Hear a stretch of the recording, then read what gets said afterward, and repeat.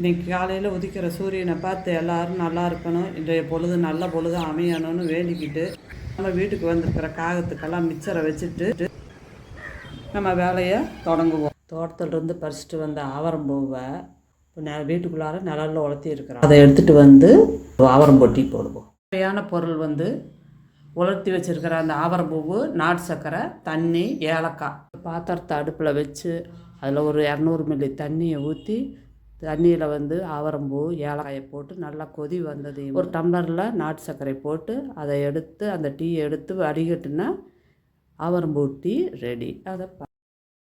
இந்த ஆவரம்பூ டீ குடித்தா சுகர் கண்ட்ரோலில் இருக்கும். ஆவரம்பூ கிடைக்காதவங்க ஸ்க்ரீனில் உள்ள நம்பருக்கு காண்டாக்ட் பண்ணுங்க. இந்த வீடியோ பிடிச்சதுன்னா லைக் பண்ணுங்கள், ஷேர் பண்ணுங்கள், கமெண்ட் பண்ணுங்கள், சப்ஸ்கிரைப் பண்ணுங்கள். இனி அடுத்த வீடியோவில் சந்திக்கலாம்.